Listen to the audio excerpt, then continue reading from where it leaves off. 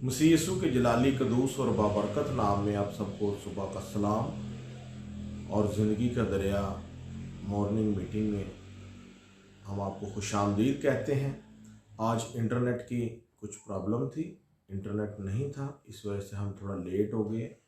फिर भी खुदा की मर्ज़ी है कि हम आज आपके सामने खुदावन की ज़िंदगी बख्श पाक कलाम के बारे में बात करें। तो आज का जो हमारा अनवान है वो रोज़ों के ताल्लुक़ से है कि रोज़ा इंसान की ज़िंदगी में क्या अहमियत रखता है। बाइबल मुक़द्दस में रोज़ा रखने वालों की ज़िंदगी में क्या क्या तब्दीलियाँ आई हैं। आए हम अपनी इस क्लास को शुरू करने से पहले खुदावंद के सामने अपने आप को पेश करेंगे। प्यार से भरे हुए खुदावंद, खुदा तेरा शुक्र अदा करते हैं आज के खूबसूरत दिन के लिए जो हमें दोबारा मौका फ़राहम किया कि हम अपने आप को तेरे सामने झुका सकें। तेरा वादा है कि मांगो तो दिया जाएगा, ढूंढो तो पाओगे, दरवाज़ा खटखटाओ तो तुम्हारे वास्ते खोला जाएगा। फिर इस्मानी बाप तमाम ज़रूरियात को अपने लाही खजाने से पूरा करना, क्योंकि तू कभी अपने लोगों को शर्मिंदा नहीं होने देता। इन रोज़ों के अयाम में जितने बहन भाई ज़रूरतमंद हैं, ऐ खुदा, इंसान एक दूसरे को देकर उसको जिताता है, मगर तेरी ज़ात अक़दस किसी को जिताती नहीं है। ऐ खुदा, सब पर रहम कर, यीशु मसीह नासरी के नाम से आमीन। अब मैं दावत देता हूँ खुदा के बंदा भगत आरफ जवेद साहब के, वो आज का ज़िंदगी बख्श पाक कलाम हम सब के सामने बयान करें। मेरी तरफ से आप सब लोगों को खुदावंद यीशु मसीह के जलाली नाम में सलाम पहुंचे। सलाम। मैं चंद बातें आज आपके सामने रखना चाहता हूं। रोजे के तल्लक से कि मसीह कौम में रोजा रखना बहुत जरूरी है। रोजा रखना एक फतहमंदी की अलामत है। रोजा रखने से लोगों को बरकत भी मिलती है। रोजा रखने से इंसान का ईमान भी मजबूत हो जाता है। रोजा रखने से इंसान परहेजगार भी होता है। जब कोई इंसान रोजा रखता है तो वो सारा दिन दुआ में मगन भी रहता है। हर किस्म की बुराई से वो महफूज रहता है। तो जरूरत इस बात की है कि रोजा रखना बहुत जरूरी है। ये रोजा खुदा का हुक्म है। तो मेरा और आपका फर्ज है कि हम खुदा के हुक्म को मानें। कुछ लोग रोजा रखना फर्ज समझते हैं, कुछ लोग रोजा रखना फर्ज नहीं समझते। तो बाइबल मुकद्दस में एक एक लफ्ज जो है वो सारी दुनिया के लिए फर्ज है। खुदा का हुक्म फर्ज है। हम आज अपने फर्ज को समझेंगे कि फर्ज हमारा क्या है। रोजा रखने से इंसान दुआगो होता है। रोजा रखने से इंसान वफादार होता है। रोजा रखने से इंसान परहेजगार होता है। रोजा रखने से इंसान दीनदार होता है। रोजा रखने से इंसान पर खुदा आसमान के खजाने खोलकर अपनी बरकतें नाज़िल फरमाता है। तो रोजा रखना मेरा और आपका फर्ज बनता है। रोजा आसमान से उतरा है, ये जमीन से नहीं। तो जो बात आसमान से है ये अल्हाम है, यही खुदा का कलाम है। तो इसको समझना मेरा और आपका फर्ज बनता है। तो आज मैं सफिनिया की किताब में ऐसा निकाले, पहला बाब 14वीं आयत। तो आज चंद बातें मैं आपके सामने खुदा के कलाम में से बताना चाहता हूं। खुदा का कलाम सारा ही अल्हाम है। खुदा का कलाम सारा ही आसमान से उतरा है। खुदा के कलाम में कभी कोई रुकावट या कमी डाल नहीं सकता। लेकिन हमारे कुछ खुदा के लोग कहते हैं रोजा ना रखो। तो बाइबल मुकद्दस में लिखा है, यीशु ने भी कहा कि जब तुम रोजा रखो तो अपनी सूरत को अदास ना बनाओ। इसका मतलब है रखो जरूर। इसका मतलब है जब भी रोजा रखो तो अपनी सूरत को उदास ना बनाओ। अपने सिर पर तेल ले लो, कपड़े नए डालो, खूबसूरती के साथ दुनिया तुम्हें रोजादार ना जाने, बल्कि तुम्हारा बाप जो आसमान पर है वो समझे, वो देखे कि मेरी कौम ने रोजा रखा हुआ है। इसका मतलब लोग और निकाल लेते हैं। तो खुदा आसमान से कह रहा है कि जब भी तुम रोजा रखो तो अपनी सूरत को उदास ना बनाओ। गैर लोगों की तरह अपनी सूरत को उदास ये लोगों को ना बताओ कि मुझे रोजा लग गया, मैंने रोजा रखा। ये बताने की जरूरत नहीं। आपने रोजा अपने खानदान के लिए रखा है, आपने रोजा अपनी जरूरत के लिए रखा है। जब कोई इंसान रोजा रखता है, अगर किसी खानदान में कोई प्रॉब्लम है, गुर्बत है, तो रोजा रख के खुदा को खुश करना है, खुदा से मांगना है, तो खुदा आपको सरफराज जरूर करेगा। खुदा आपके घर में दिन दुगना रात चौगुनी बरकत आसमान के खजाने खोल कर ढेल देगा। आपके किचन में बरकत आ जाएगी, आपके घर में बरकत आ जाएगी, आपके घर में खुशहाली आ जाएगी। रोजा रखने से आपको शफा भी हर बीमारी से मिलेगी। तो इसी तरह मैं आपके सामने ये बात रखना चाहता हूं कि आसमानी अलहाम जो है इस पर अमल करना, आसमानी किताब जो है इस पर अमल करना, खुदा का कलाम आसमान से उतरता है, इस पर अमल करना, ये सारी दुनिया का फर्ज बनता है। यीशु ने क्या कहा? आसमान टल जाएगा, जमीन टल जाएगी, लेकिन मेरे मुंह की बात हरगज ना टलेगी। जब तुम रोजा रखो जरूर रखो, तो अपनी सूरत को उदास ना बनाता है। लोग तुम्हें रोजादार ना जाने। अपने सिर पर क्या ना तेल अंडे लो, कंघी शीशा, कपड़े साफ पहनो, ताकि लोग तुम्हें रोजादार ना जाने। ये है रोजा रखना, खुदा का फरमान है, ये बाइबल का आयन है। तो अगर हम आज भी देखते हैं, यशाया नबी भी यही कहता है 58 बाब की 30 आयत में कि कुछ लोग रोजा रखते हैं तो लोगों से झगड़ा भी करते हैं। मैंने रोजा रखा, आपने क्यों नहीं रखा? मैंने रोजा रखा, आपने क्यों नहीं रखा? आपने किसी के लिए रोजा नहीं रखना, अपनी बेहतरी के लिए रोजा रखना है, अपनी खानदानी खुशहाली के लिए रोजा रखना। अगर आपके कारोबार में कोई रुकावट है, तो अगर आप रोजा रख के दुआ करेंगे तो वो रुकावट खुदा आपके कारोबार की दूर कर देगा। अगर आप बीमार हैं, कमजोर हैं, परेशान हैं, मुसीबत ज़दा हैं, तो रोजा रख के दुआ करेंगे तो खुदा जल्दी सुनेगा।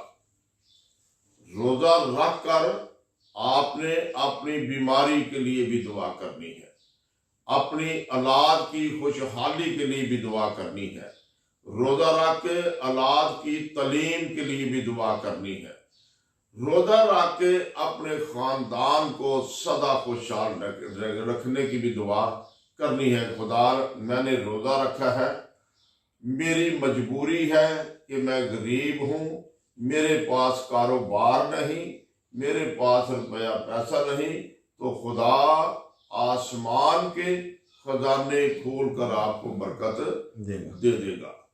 तो रोजा रखना मेरा और आपका क्या है? फर्ज बनता है। तो यशाया नबी से क्या कहा? गला फाड़ कर चला, द्रेग ना कर। रोजे की मनाती के लिए गला फाड़ के चला, द्रेग ना कर। तो कुछ लोग कहते हैं मैंने रोजा रखा, मेरी दुआ नहीं सुनी गई। रोजा रख कर इबादत करनी है, रोजा रख के लोगों को दिखावा नहीं करना कि मैंने रोजा रखा है, आपने क्यों नहीं रखा। यही तो यशाया नबी कहता है। तुम आपस में झगड़ा रगड़ा करते हो, तुम एक दूसरे को मुक्के भी मारते हो, रोजों के दौरान लड़ाई झगड़ा भी करते हो। ऐसा रोजा खुदा को पसंद नहीं है। सफिनिया पहला बाब जी 14वीं आयत। सफिनिया पहला बाब उसकी 14वीं आयत का हम मुतालिया करेंगे। खुदावन के पाक कलाम में यूं लिखा है, खुदावन का रोजे अजीम करीब है। खुदावन का रोजे अजीम करीब अजीम क्या है?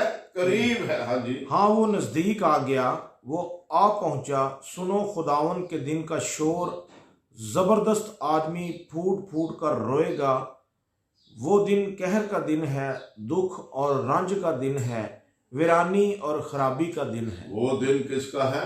वीरानी और खराबी का। जब खुदावन आएगा तो आप जानते हैं कि उसके आने का शोर सारी दुनिया में फैल जाएगा। आसमान से सितारे गिरने शुरू हो जाएंगे, चांद सूरज गरूब हो जाएगा, जल्जले पर जल्जला आएगा। तो आप रोजे के जरिए बच सकते हैं। तो ईमानदारों को खुदा सलामत रखेगा। ईमानदारों को हवा में उड़ाकर खुदा आसमान पर ले जाएगा। तो आज मैं आपके सामने रोजेदारों की इज्जत खुदा करता है, इंसान करता है या नहीं करता। रोजा रखने से मलाकी पहला बाब 14, रोजा रखने से इंसान मकबूल होता है खुदा की नजर में। अगर रोजा रखेंगे तो आपके बदन में कोई दर्द है, आपके बदन में कोई बीमारी है, कमजोरी है, परेशानी है, कोई जादू की तासीर है, कोई इब्लीसी कुव्वतों का जोर है, तो रब रोजा रख के दुआ करेंगे तो खुदा आपकी दुआ बहुत जल्द सुनेगा। हाँ जी, मलाकी पहला बाब 14वीं आयत। खुदावन के जिंदगी बख्श पाक कलाम में यूं लिखा है, लानत उस दगाबाज पर जिसके गला में नर है, पर खुदावन के लिए ऐबदार जानवर को नजर मानकर गुजरानता है। क्योंकि बाइबल में क्या लिखा है कि कुछ लोग खुदा को जब नजर करते हैं, जिक्रिया पहला बाब, कुछ लोग मलाकी पहला बाब जिक्रिया, कुछ लोग खुदा को जब नजर देते हैं तो अंधा बकरा दे देते हैं, किसी का सींग टूटा हुआ है वो दे देते हैं। तो खुदा कहते हैं ऐसे लोगों को भी मैं पसंद नहीं करता, ऐसे लोगों पर भी लानत है। कुछ लोग लंगड़ा बकरा देते हैं। खुदा को खूबसूरत कुर्बानी मंजूर है, इंसान का खूबसूरत ख्यालात भी खुदा को पसंद है, इंसान की सोच भी खूबसूरत खुदा को पसंद है। खुदा को इंसान का ईमान भी खूबसूरत पसंद है। तो आज मैं आपके सामने ये बात रखना चाहता हूँ। जिक्रिया पहला बाब जी 14वीं आयत हम लिखेंगे। जिक्रिया पहला बाब उसकी 14वीं आयत में यूं लिखा है, तब उस फरिश्ता ने जो मुझसे गुफ्तगू करता था मुझे बुलंद आवाज से कहा कि रब्बुल अफ़वाज यूं फरमाता है कि मुझे यरूशलेम और सिय्योन के लिए बड़ी गैरत है। क्या है? मुझे किसके लिए गैरत है? यरूशलेम के लिए, सिय्योन के लिए बड़ी गैरत है कि खुदा का घर जो है वो सिय्योन शहर है। तो सिय्योन शहर बनी इस्राइल का शहर है। तो बनी इस्राइल की बदकारी भी आसमान पर पहुंच सकती है जैसे आम दुनिया की पहुंच सकती है। तो खुदा कहता है जो इसराइल को छूता है मेरी आंख की पुतली को छूता है। तो आज मैं आपके सामने चंद बातें रोजे के तल्लक से रखना चाहता हूँ कि खुदा जिंदा है, बल्कि अब्दुल अबाद वो जिंदा रहने वाली हस्ती है। उसी के नाम पर मैंने और आपने क्या करना है, फख्र करना है। वो चाहता है कि लोग रोजा रखें। आप के सामने मैं आस्तर का रोजा रखना चाहता हूं, मर्दगी का रोजा रखना चाहता हूं। आप जानते हैं कि ये हमारा मुल्क जो है आज से 2500 साल पहले, आज से आस्तर किताब पहला बाब पहली आयत निकाले। आस्तर की किताब उसका पहला बाब उसकी पहली आयत हम देखेंगे।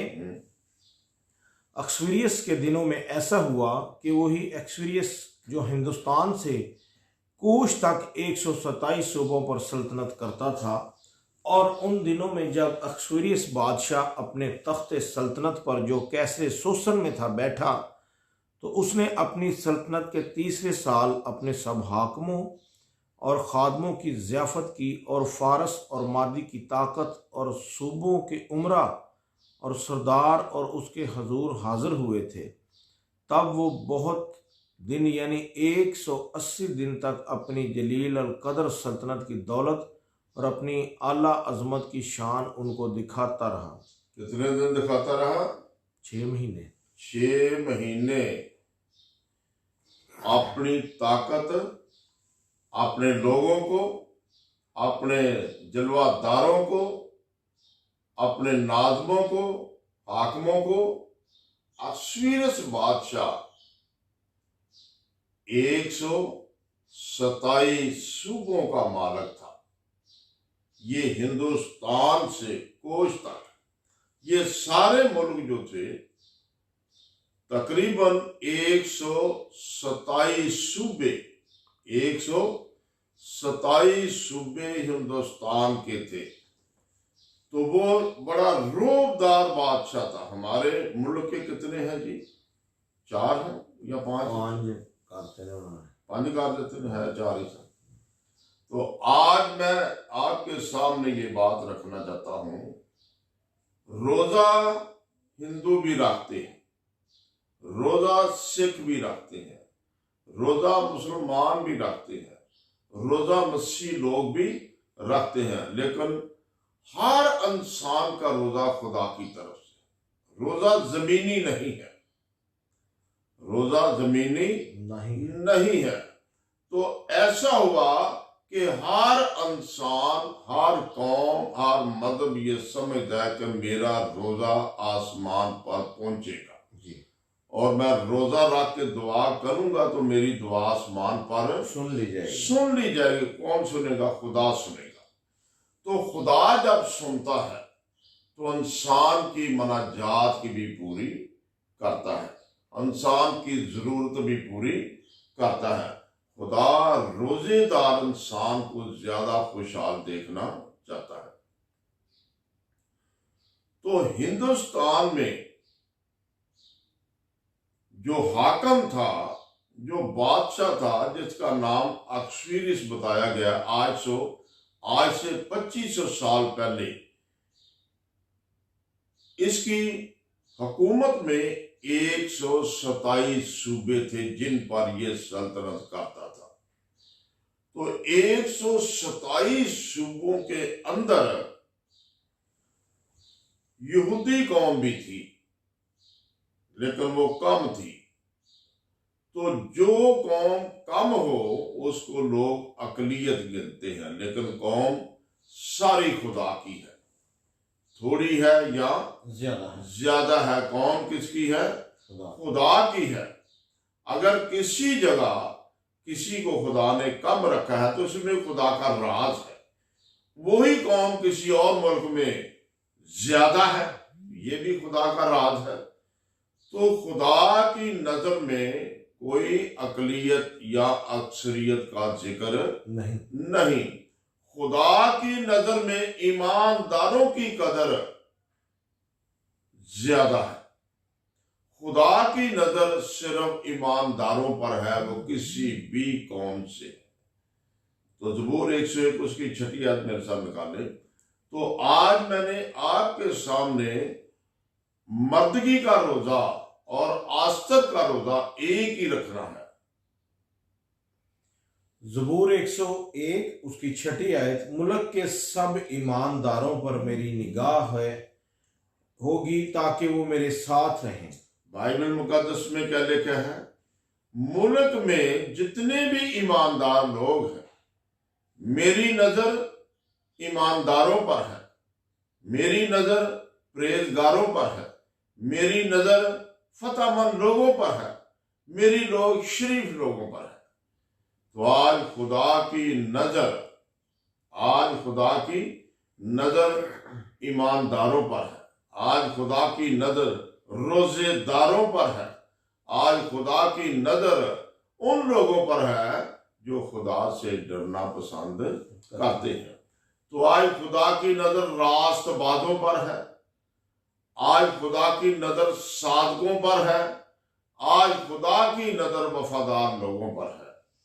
आज खुदा की नजर रोजेदारों पर है। तो हिंदुस्तान में 127 सूबे थे जिनका हाकम जो हिंदू था, जिसका नाम अक्सवीरस बादशाह था।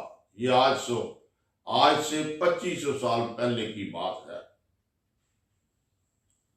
तो मैं आपके सामने ये रखना चाहता हूं कि हिंदुस्तान में यहूदी कौम भी थी 127 सूबों में।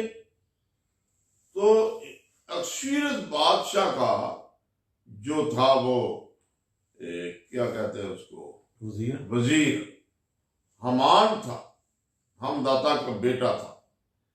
तो ऐसा हुआ कि हमदाता का बेटा जो था हमान, मर्दगी ने उसको सलाम ना किया। मर्दगी आस्तर के चाचे का बेटा था, उसका भाई था, बड़ा था। लेकिन आस्तर को मर्दगी ने अपनी बेटी करके पाला था। तो आज मैं आपके सामने ये बात रखना चाहता हूं कि आस्तर भी यहूदन थी, मर्दगी भी यहूदी था। तो मलका आस्तर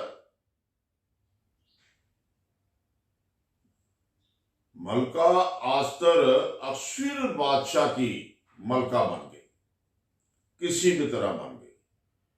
तो ऐसा हुआ कि मलका आस्तर का भाई जो था उसने अक्सवीरस बादशाह के वजीर को सलाम ना किया। वो गुस्से में आ गया। ऐसा गुस्से में आया कि उसने बादशाह से ऐलान करवा दिया कि यहूदी कौम हिंदू कौम में फैल रही है। तो ऐसा हो कि ये कौम जो है यहूदियों की, इनको कत्ल करने की इजाजत मिले। तो बादशाह ने हमान को इजाजत दे दी, ऐसा करो।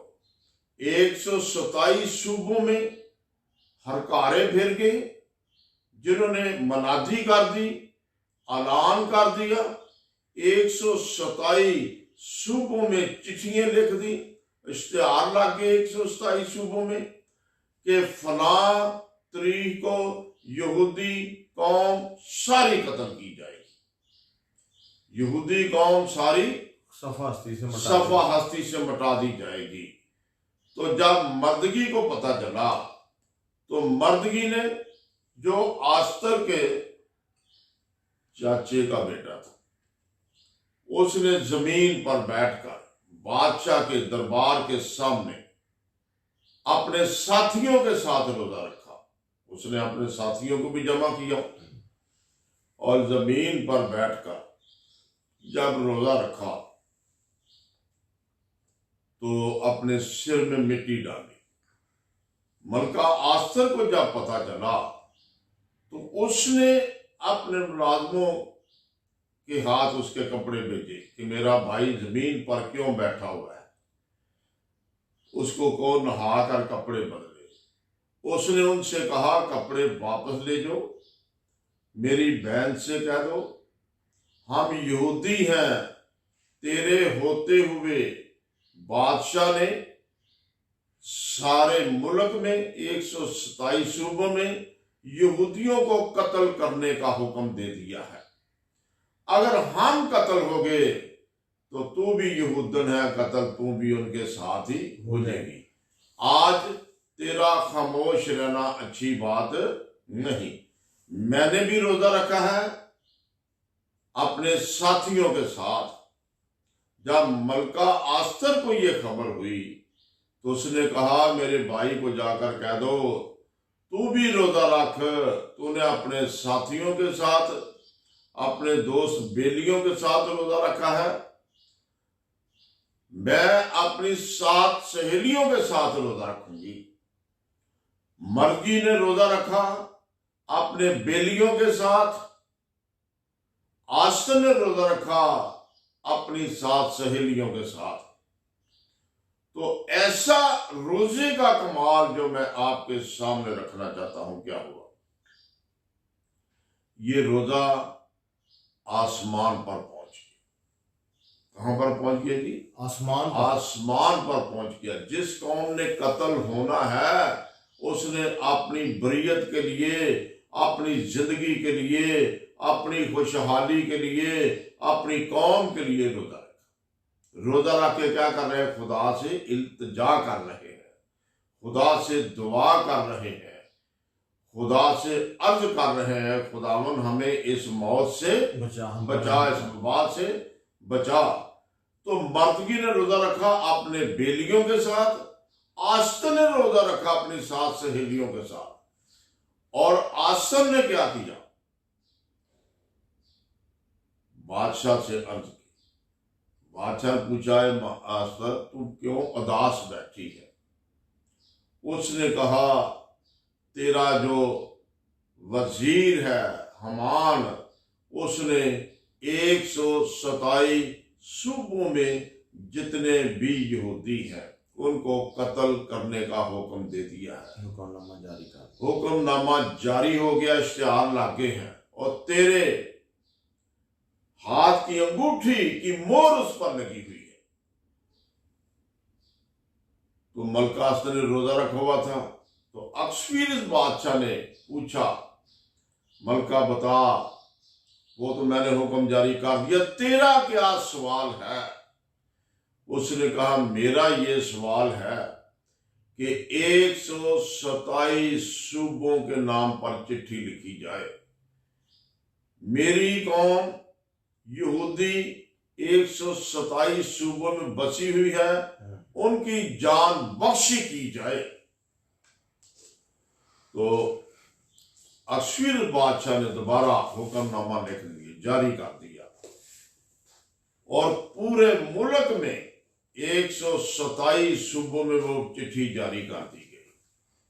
हाकिमों को, नाज़मों को, मुफ्तियों को, पटवारियों को, जहां जहां भी हाकिम थे सारी कबीना को वो चिट्ठी जारी कर दी कि यहूदी कौम की तरफ कोई इशारा भी ना करे, यहूदी कौम की तरफ कोई उंगली भी ना करे, क्योंकि यहूदी कौम ने रोजा रखा हुआ है और इनका रोजा आसमान पर पहुंच चुका है। यहूदी कौम ने रोजा रखा हुआ है, इनका रोजा कहां पहुंच चुका है? आसमान पर।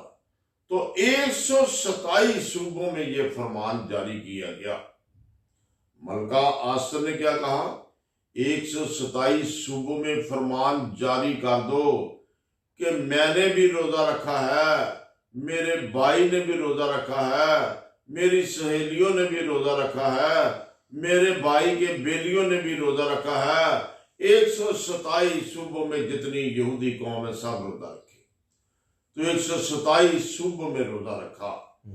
जब 127 सुबह में रोजा रखा गया तो सबकी दुआ आसमान पर पहुंच गई।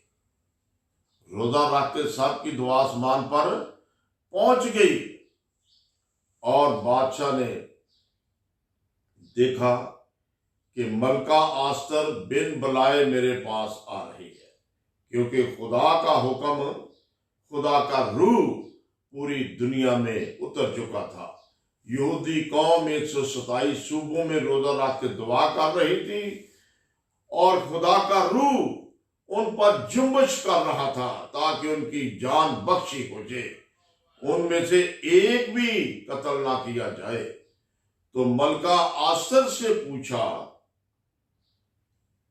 कि मलका आस्तर तेरा क्या सवाल है? उसने कहा तेरे वजीर ने, हमदाता के बेटे ने, हमान ने 75 फुट की सूली ऊंची बनाई है, जिस पर मेरे भाई को मसलूब करना है। 75 फुट की ऊंची सलीब हमान ने बनवाई है कि जिस पर मर्दगी को उसने टांगना है। तो मलका आस्तर से बादशाह ने पूछा तेरा क्या नौबत करे? जी जी। आस्तर की किताब 9वां बाब 5वीं आयत। एक मिनट। मलका आस्तर से पूछा कि तेरा क्या सवाल है? उसने कहा कि आज हमान,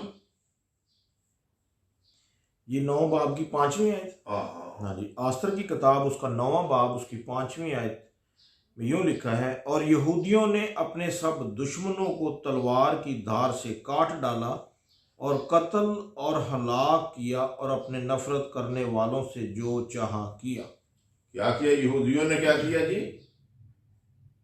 और कैसरे सोसन में यहूदियों ने 500 आदमियों को कत्ल और हलाक किया। कैसर सोसन दारुल खिलाफा था उनका, वहां पर यहूदियों ने किए कितने बंदे कत्ल किए जी? 500 आदमी यहूदियों ने कत्ल कर दिए।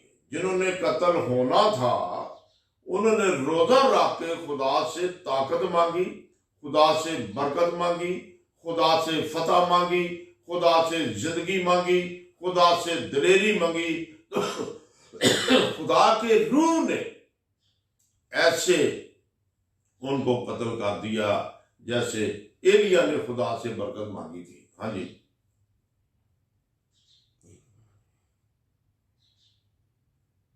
और कैसरे सोसन में यहूदियों ने 500 आदमी कत्ल और हलाक किए, और परगिंदा ता, दफलून और अस्पाता और पुराता और औलिया और अर्दिता और परमिश्मिता और अरिसी और अर्दी और विराता, यानी यहूदियों के दुश्मन हमान बिन हमदाता के 10 बेटों को उन्होंने कत्ल किया, पर लूट पर उन्होंने हाथ ना बढ़ाया। इन लोगों ने क्या किया? हमान को और उसके 10 बेटों को क्या किया जी? कत्ल कर दिया। जिन्होंने कत्ल का हुक्म जारी किया था वो खुद कत्ल हो गए। रोजा रखने में इतनी फतहमंदी है। जिन्होंने कत्ल करने का इरादा किया यहूदी कौम को 127 सूबों में, वो पूरा खानदान ही 10 बच्चों समेत वो कत्ल हो गया। तो आज मैं आपके सामने ये बात रखना चाहता हूं, रोजा एक बहुत बड़ी फतहमंदी है। आगे से पढ़ेंगे। रोजा एक बहुत बड़ी फतहमंदी है। हाँ जी। उस दिन उन लोगों का शुमार जो कैसरे सोसन में कत्ल हुए बादशाह के हुजूर पहुंचाया गया, और बादशाह ने आस्तर मलका से कहा कि यहूदियों ने कैसर सोसन ही में 500 आदमियों और हमान के 10 बेटों को कत्ल और हलाक कर दिया है।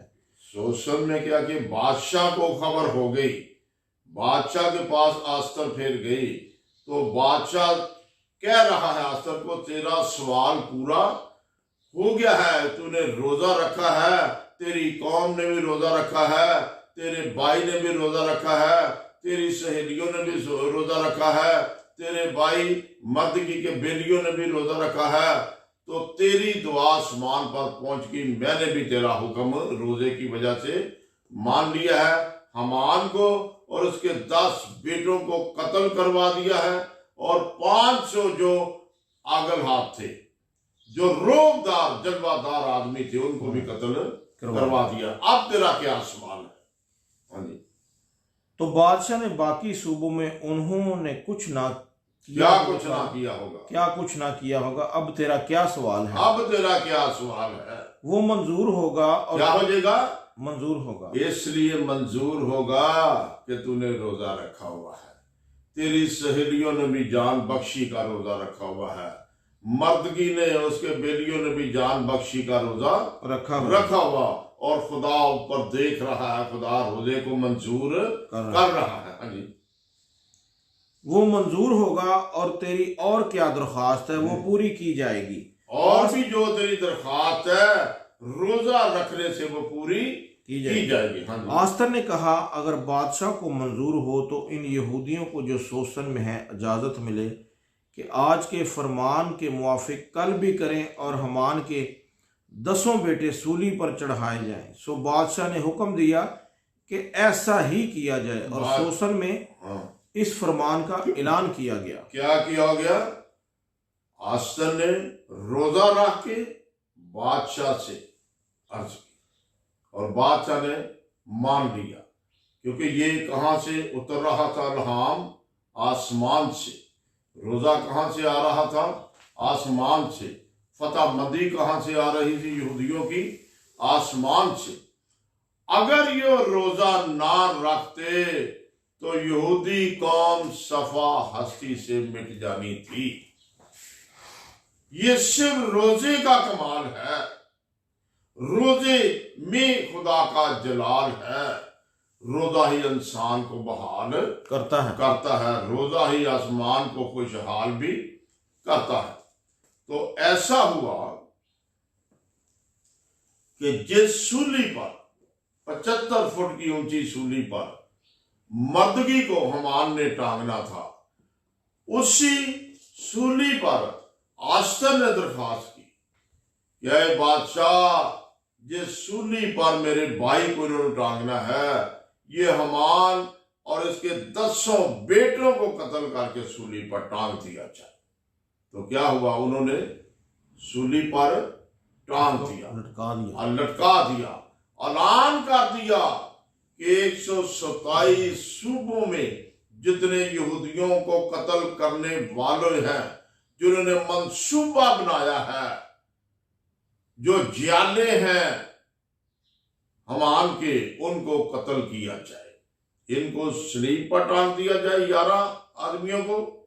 500 आदमी पहले उन्होंने सोसन में कत्ल कर दिए। आगे जी।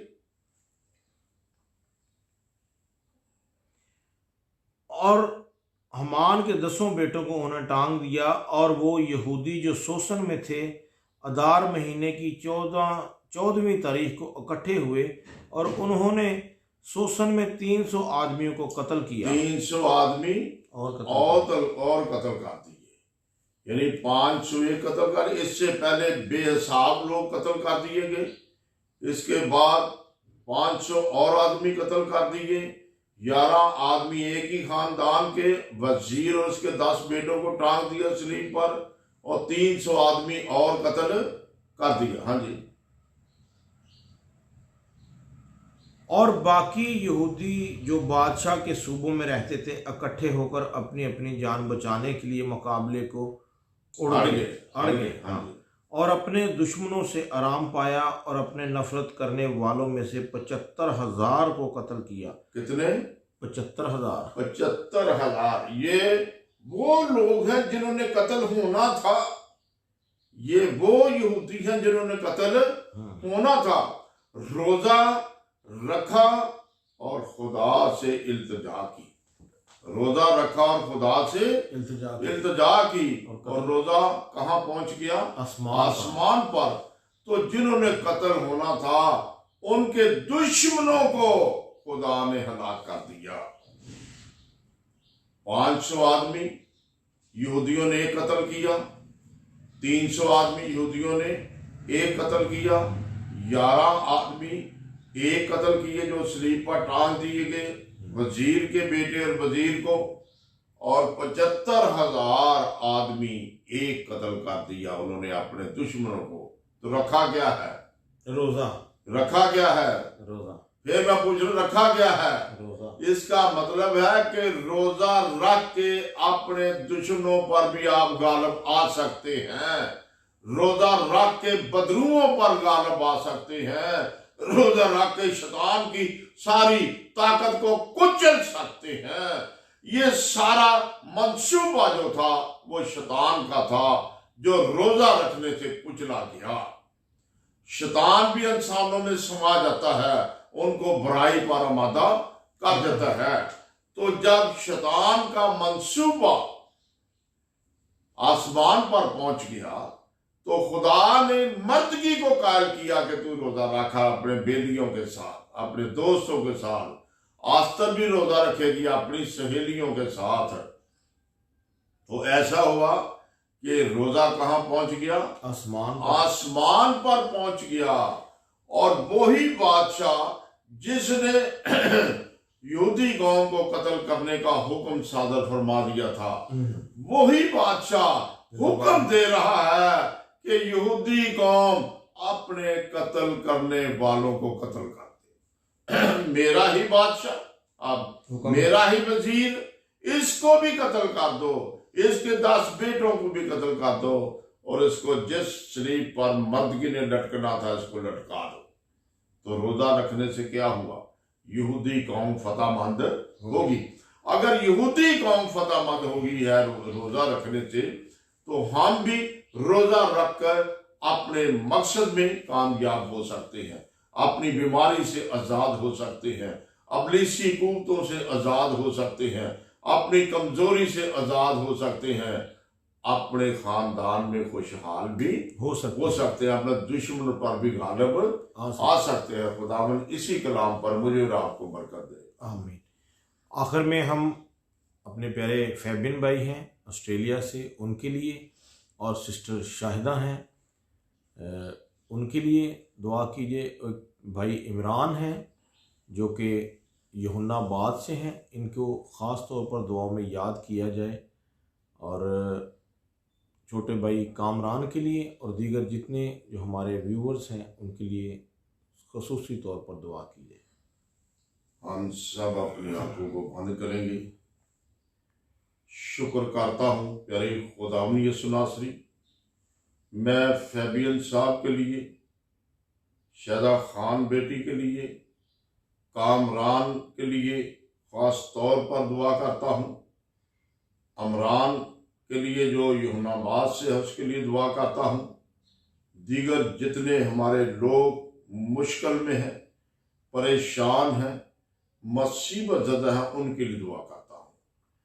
अमरान साहब के लिए, इसके कारोबार के लिए, इसकी खिदमत के लिए, इसी तरह फरा के लिए दुआ करता हूँ। यानी खुदावंद यीशु नासरी, फरा के अंदर जो इबलीसी कुव्वत है उस पर आसमान से अपने पाक की आग बरसाकर उसको भस्म कर दे। फरा के ज़हन को रोशन कर, उसके ज़मीर को रोशन कर। इसी तरह कामरान के ज़हन को रोशन कर, इसके ज़मीर को रोशन कर। जितने भी लोग जिंदगी के दरिया में बैठे हैं, जिंदगी के दरिया में कलाम सुन रहे हैं, इन सब के ज़हन को रोशन कर, इनके ज़मीर को रोशन कर। इन पर अपना शफा वाला हाथ आसमान से बुलंद कर दे, ताकि कोई बदरू, कोई जादू, कोई दुख, कोई दर्द, कोई बीमारी, कोई कमजोरी, कोई परेशानी, ये जितने कलाम सुन रहे हैं इनके घर में कोई बदरू ना रहे, कोई जादू ना रहे, कोई बीमारी ना रहे, कोई कमजोरी ना रहे, कोई मुसीबत ना रहे, कोई गुर्बत ना रहे, कोई कारोबार की रुकावट ना रहे। आज जितने जिंदगी के दरिया में लोग बैठे हैं, इन सब पर आसमान से अपनी शफा वाला हाथ बुलंद कर दे। यीशु के नाम पर मांगता हूं, आमीन। जिसने हमें सिखाया, ऐ हमारे बाप, तू जो आसमान पर है, तेरा नाम पाक माना जाए, तेरी बादशाहत आए, तेरी मर्जी जैसे आसमान पर पूरी होती है ज़मीन पर भी हो।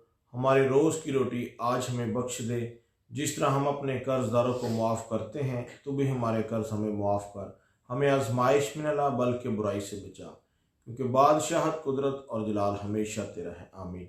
अब हमारे खुदावंद यीशु मसीह का फजल, खुदा बाप की मोहब्बत, पाक रूह की रफ़ाक़त, शराकत हम सब के साथ अब से लेकर हमेशा तक होती रहे।